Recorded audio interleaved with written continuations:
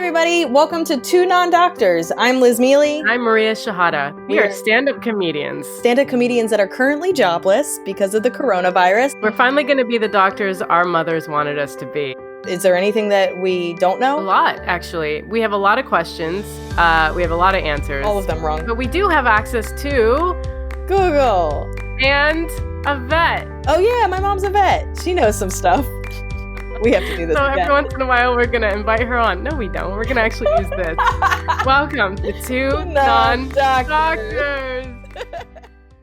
Welcome to Two Non-Doctors. I think this is probably going to be one of our most important episodes. But our topic for this episode is misophonia. And I'm actually super curious to know if anybody even has heard of it. Whenever I ask people from stage, not a lot. Some people have. Yeah. Not a lot. Some people think it means the fear of missing out, which is just FOMO. Which is just FOMO, yeah.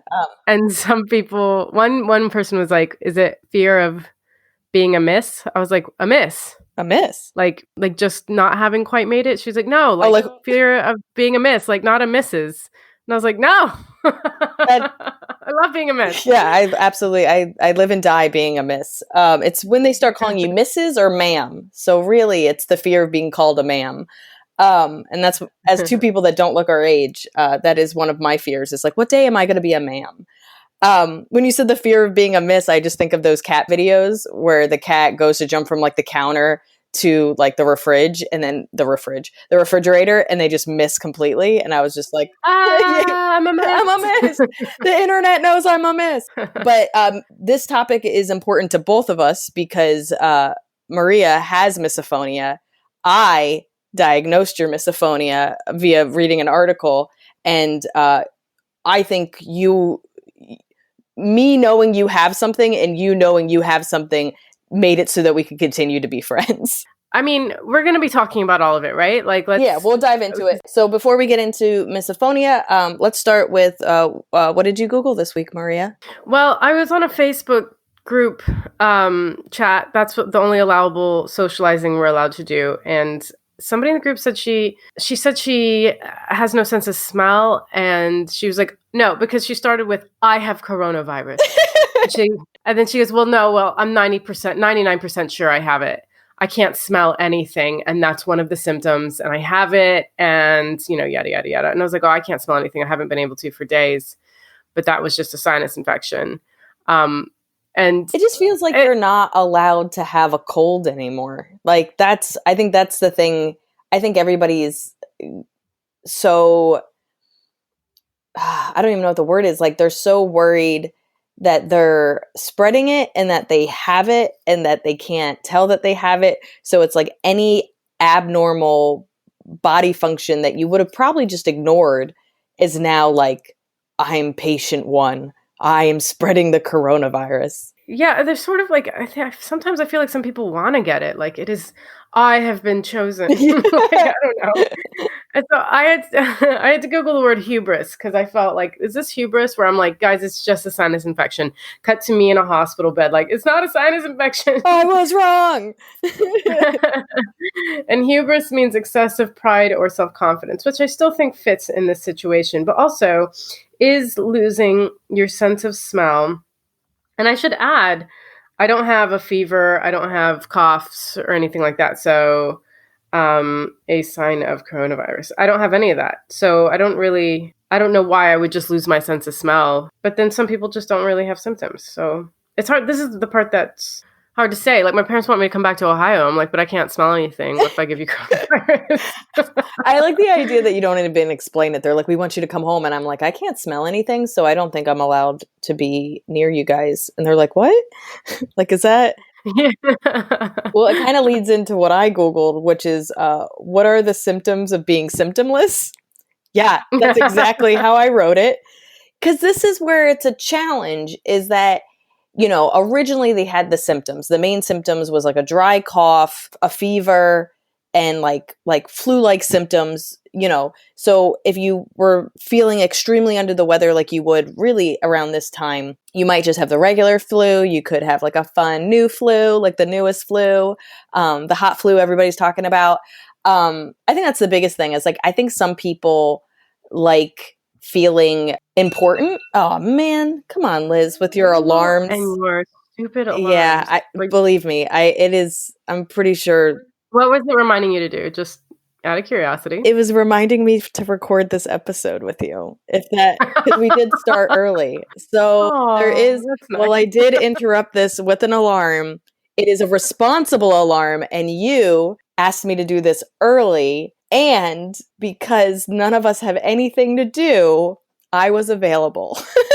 I was like, she's just sitting around like I am. Let me call her.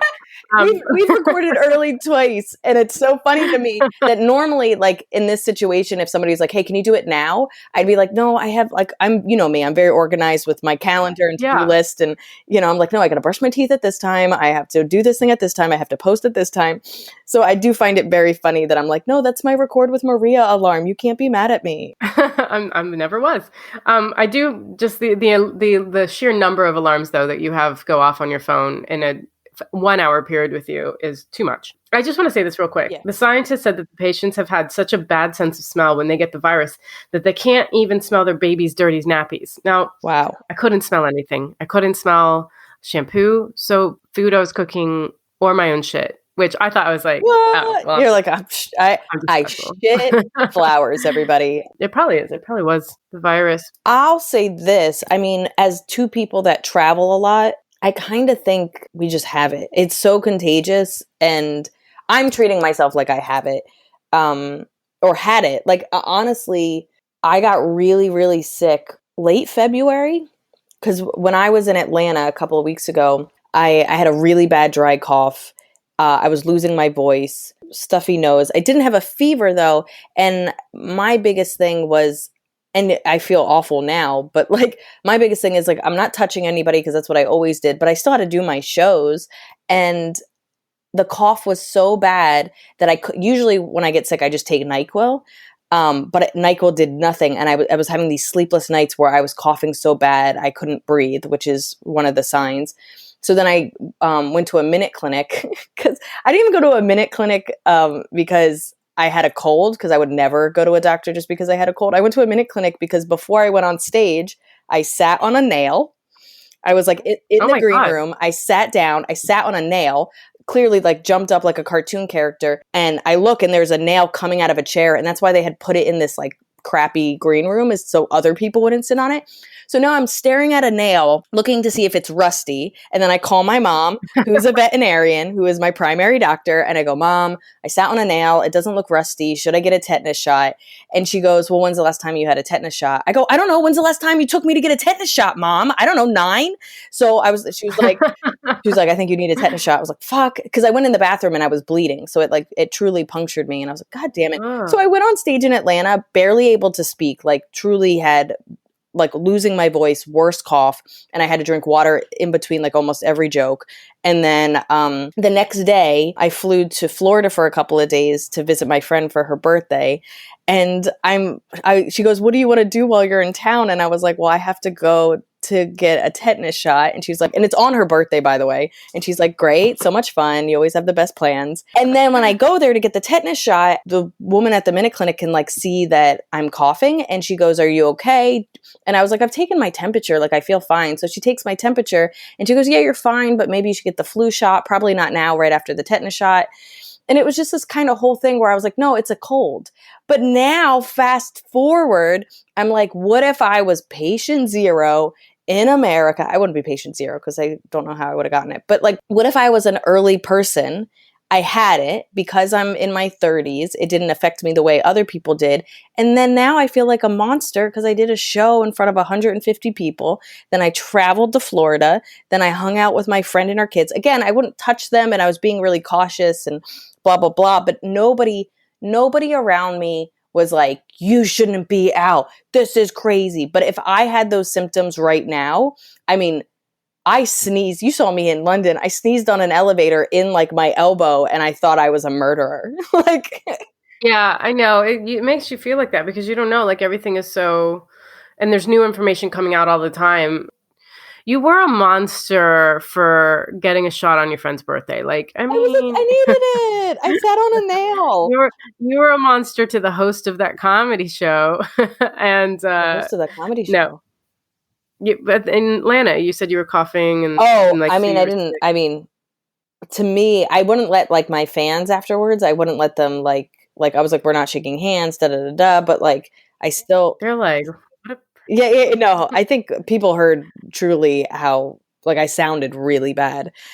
But yeah. now it's just like, but then even right now, I have a stuffy nose and I have a very light, comes in and out randomly cough. And I'm like, is this the coronavirus? Like, it has made you so paranoid at a time that is like normal colds, normal feelings about your body. And now, in some ways, I feel like it doesn't matter because we're home. I have no shows for 8 weeks. This is where it just gets complicated where it's like, should I even be bothering to get tested when I'm not going to be around people anyway? Both anybody that would be, what's the word? Like, in a bad way if I gave it to them, like anybody with like suppressed immune system or anybody old. Like, I'm not hanging out with babies. I'm not hanging out with old people. I'm not doing anything. I can't go to work. So there's a part of me that's like, it doesn't make sense to even test. It doesn't make sense to. Why would you go in and get tested somewhere and be around other unhealthy people and possibly unhealthy nurses? Just stay home. Just stay home for 8 weeks.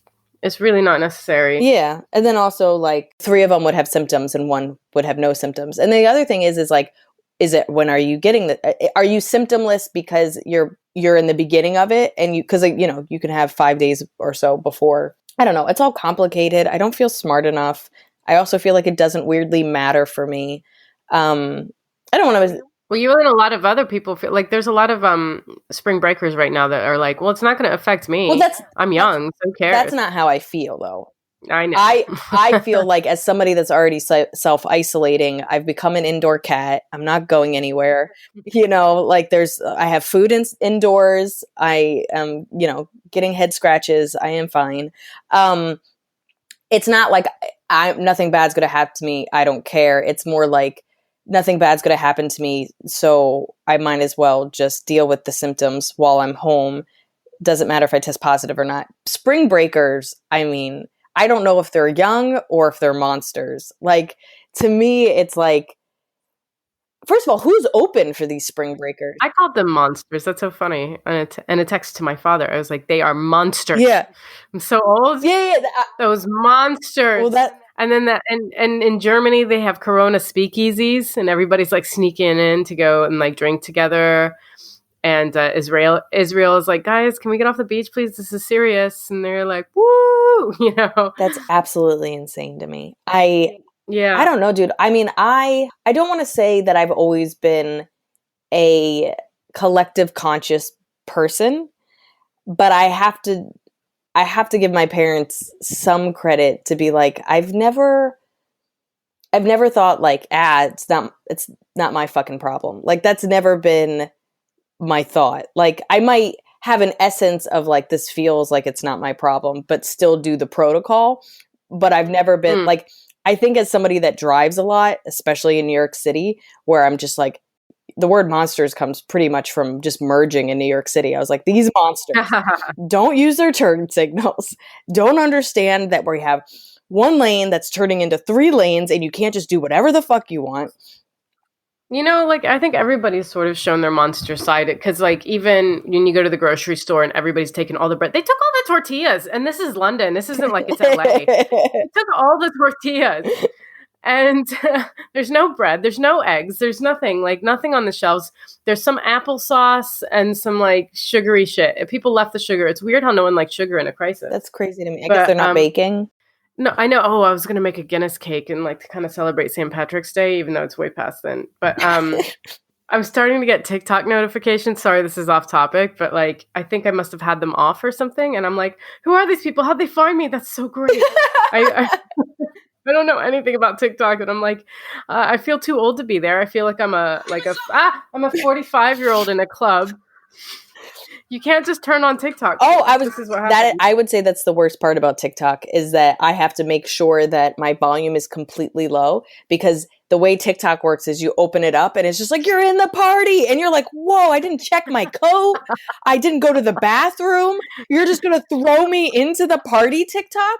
And then You walk into TikTok and they are handing you a shot and somebody's kissing your neck and you're like, whoa, what is this? Whose party is So this? funny. I'm calling the cops. Like, and that is why it's like a young medium, because people are like, we're at TikTok and we're all on Instagram. And you're like, you know what? I'm going to mute a couple of people because their positivity feels a little aggressive. And I think I want a little bit of cat pictures, a little bit of stand up, and maybe 1 or 2 positivity quotes. But I can't do a whole feed of positivity. So you're muted and you're muted.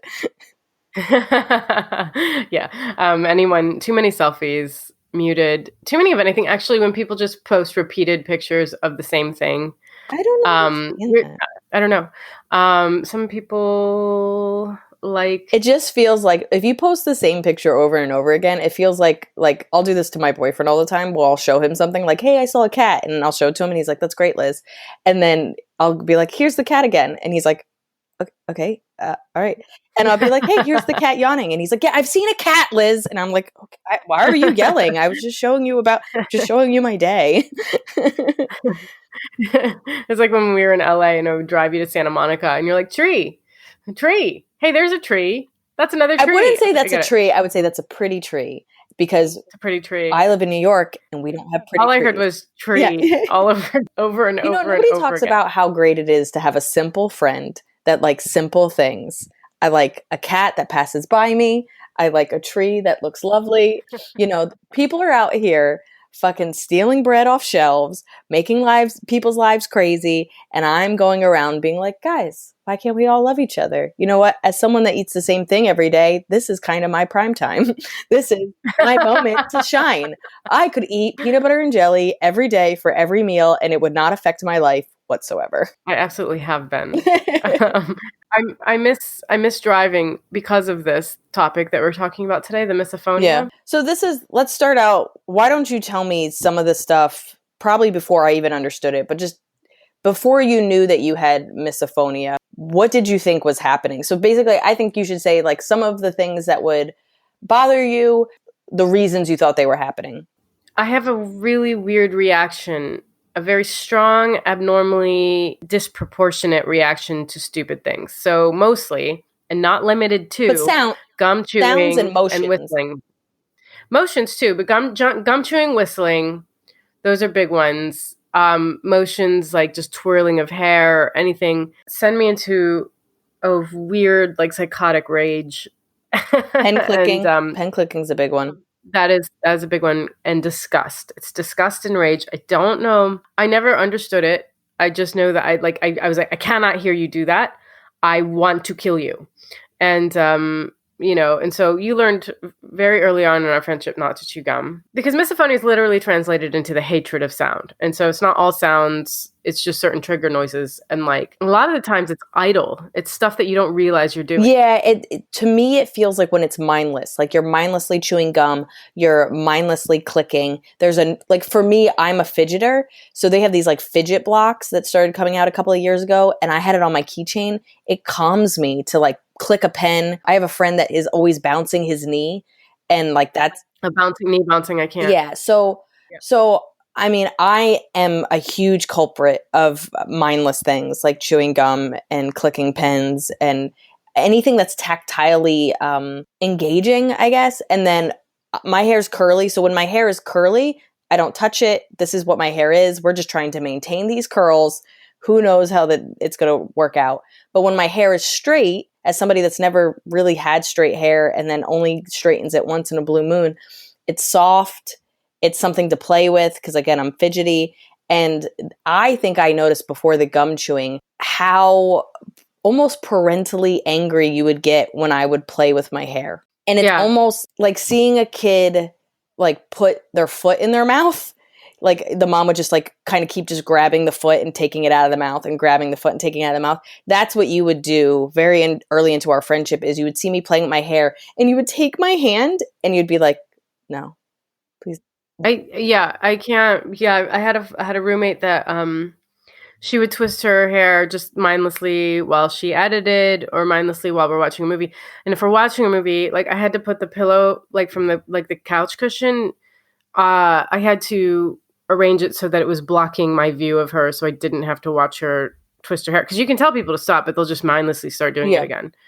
So I had to like remove the visual. So, if someone's chewing gum on the tube or the subway, I have to put headphones in and look down and not look at them, or get up and leave.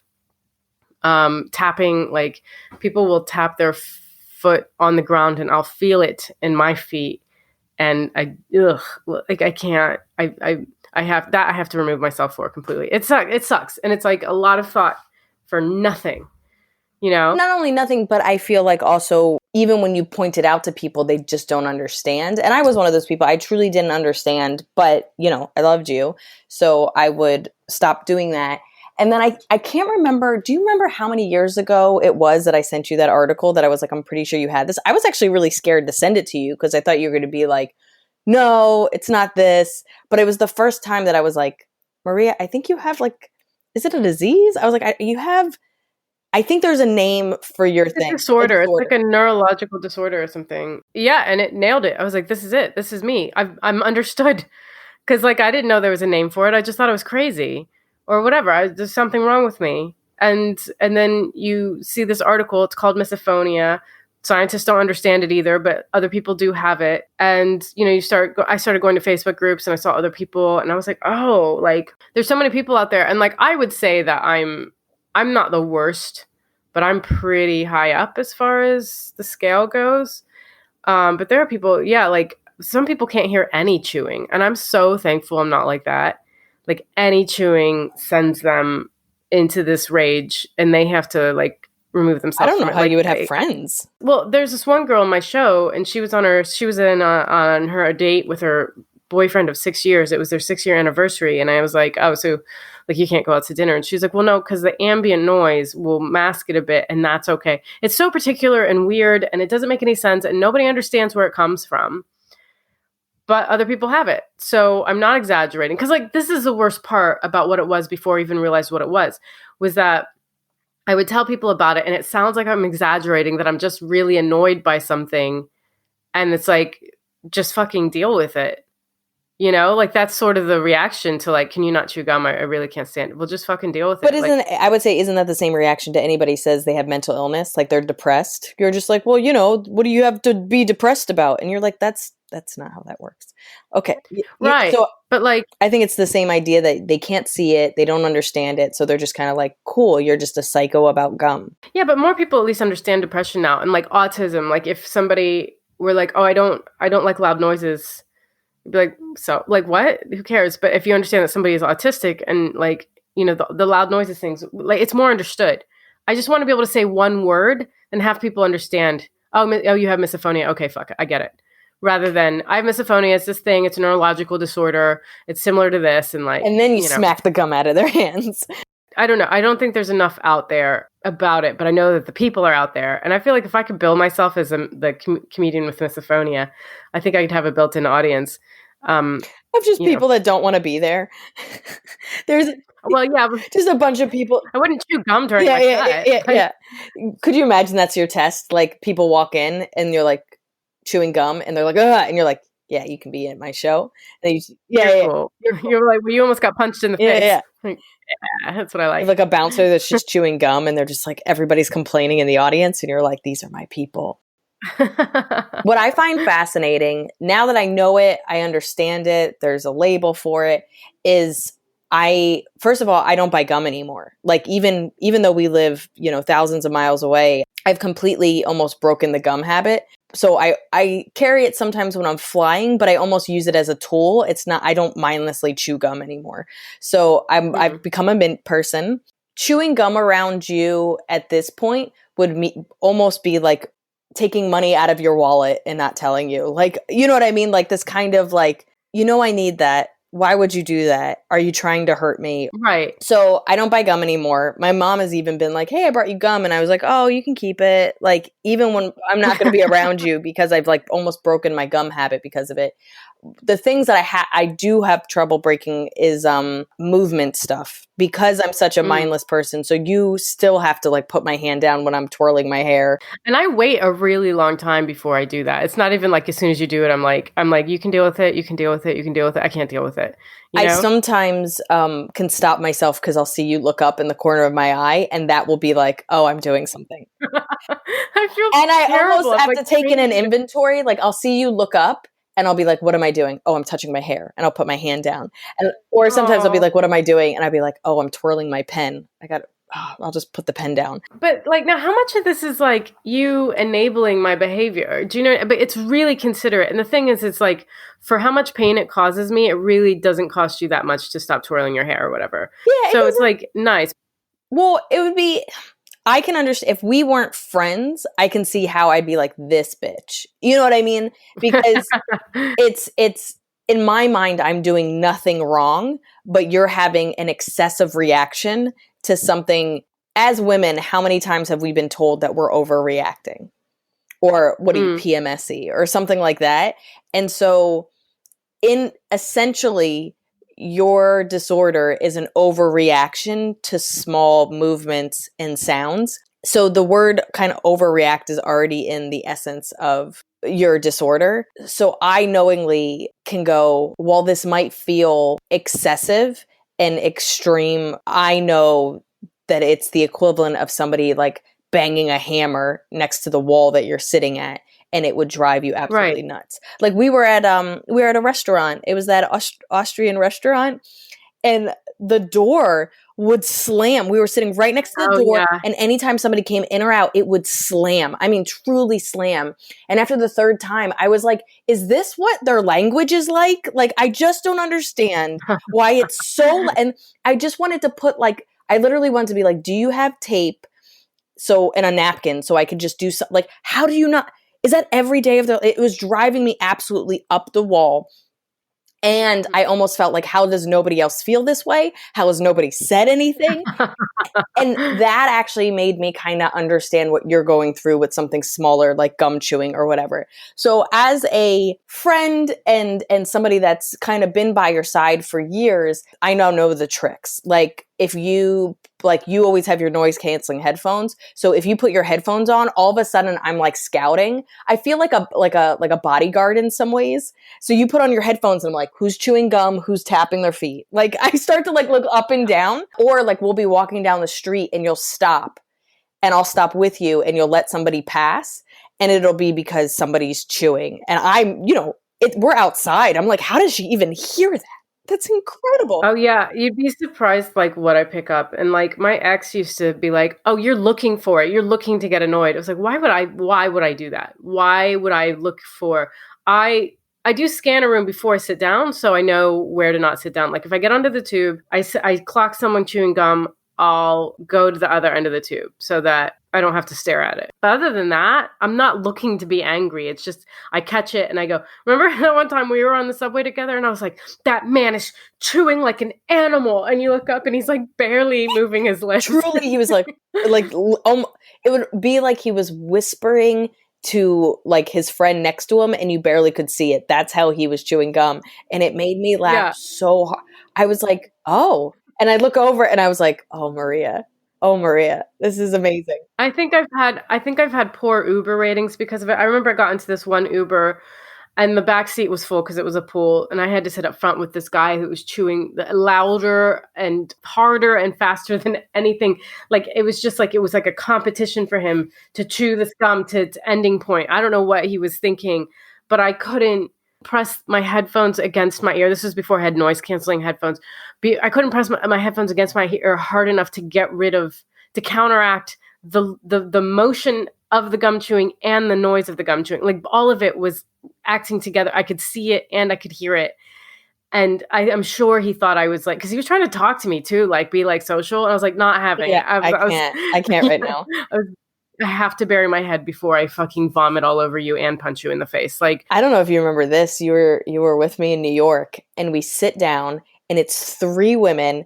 And I live like kind of like in a very diverse neighborhood. So it's like, Indian, Middle Eastern, Hasidic Jews, Hungarian, Russian, like it's just everything.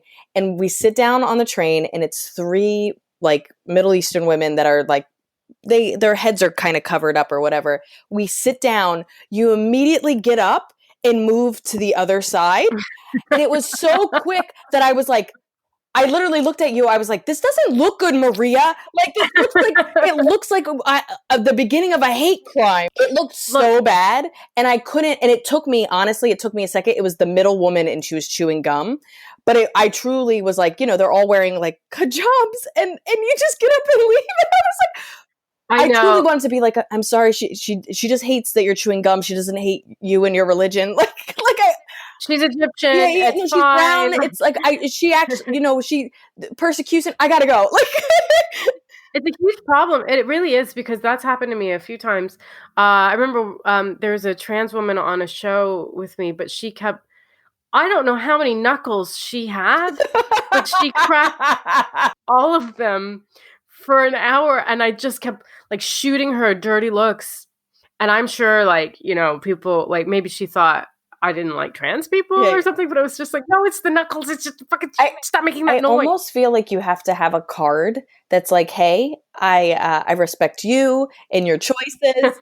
I am pro, any religion or sexual orientation or what. I'm so pro everything, but I will murder you for gum chewing, foot tap. Like, you almost like list it, and so then they go, oh, it's the gum chewing, and you're like, no, praise Allah, but please stop with the chewing of the gum.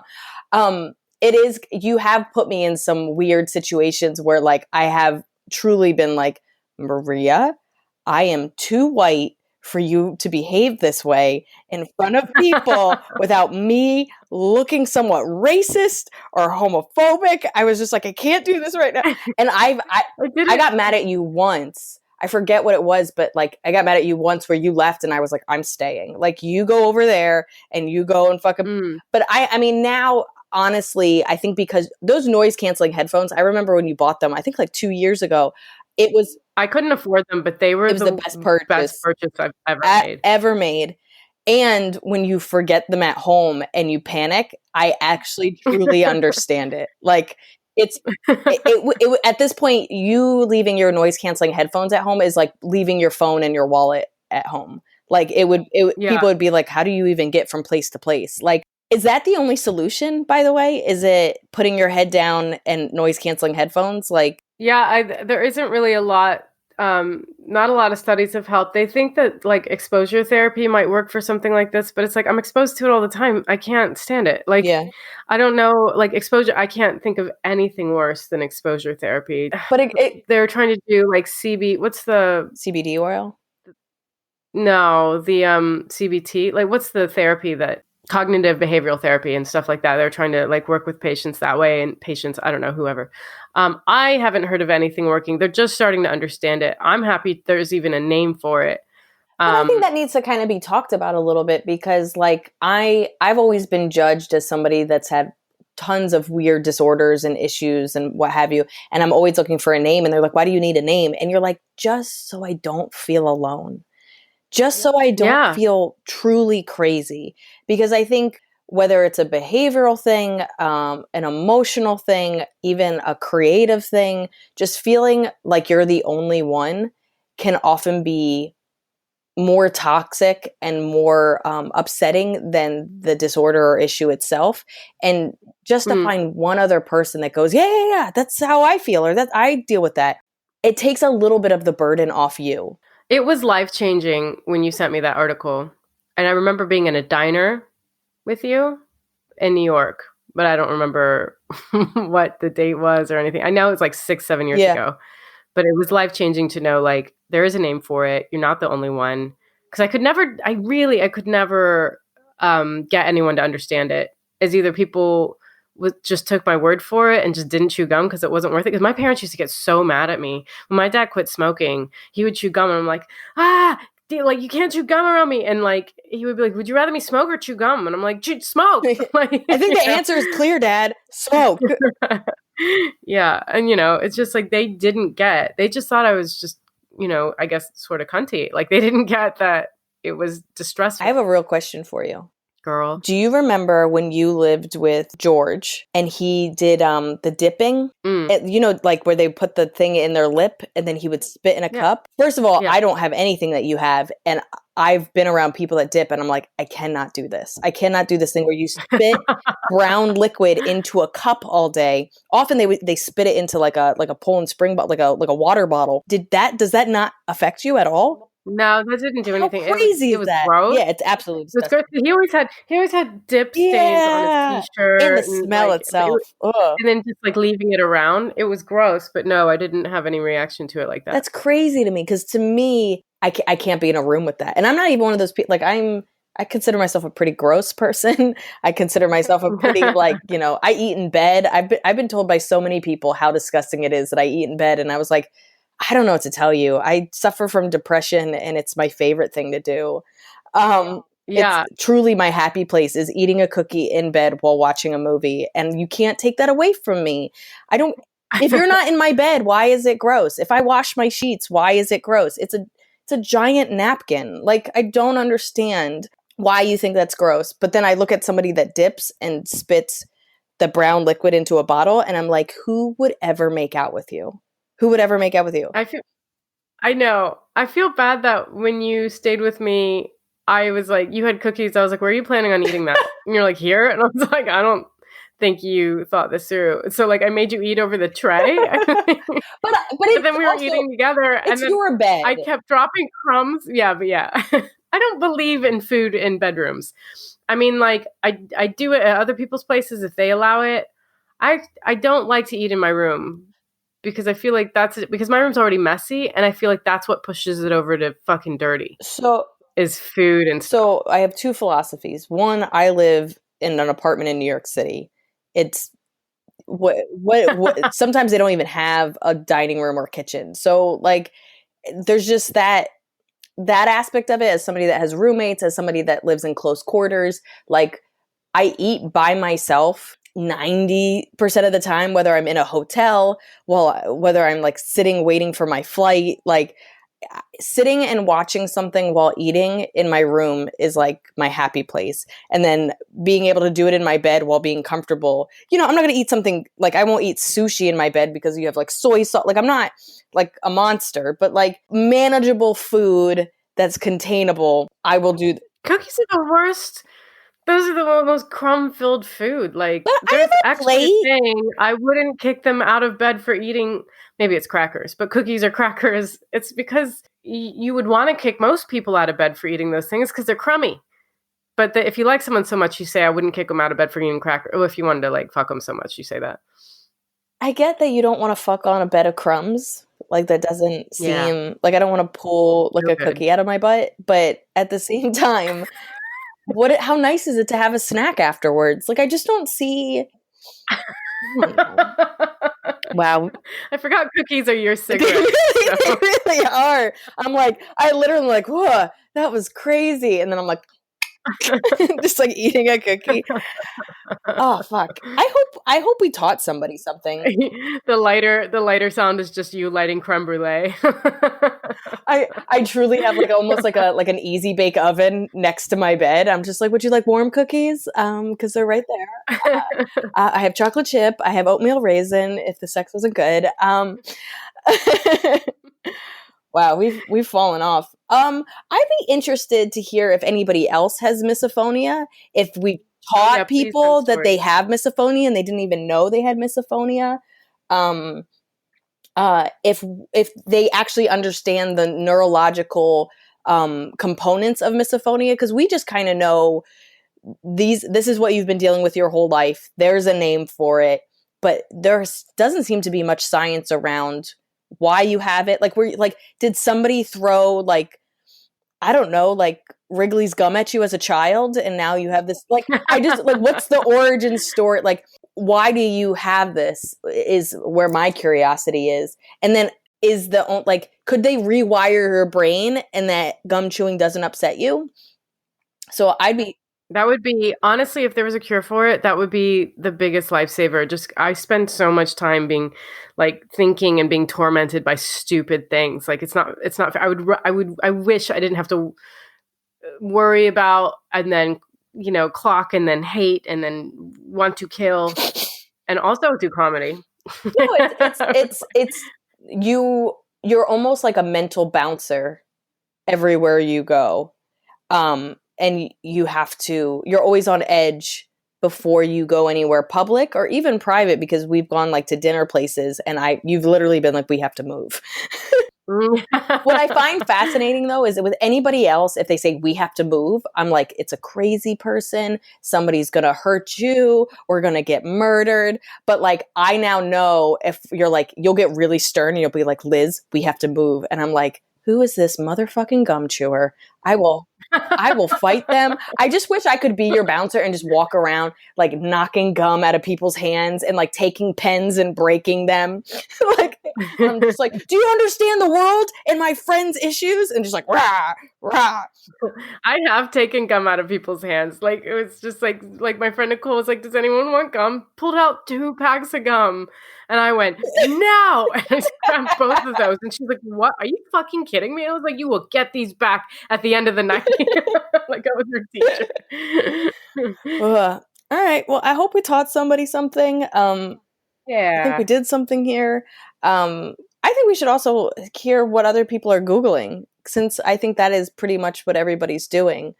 But yeah, thanks for listening. Subscribe, comment, like, all of that. It means a lot. And we now have an email address. So you can email us at 2, the number 2, non, and then doctors, the full word. So is it? Oh, yeah. So it's 2, non, and then. But the Instagram is just doctors DRS. Yeah, on Instagram we're at 2 non DRS. But yeah, the number 2.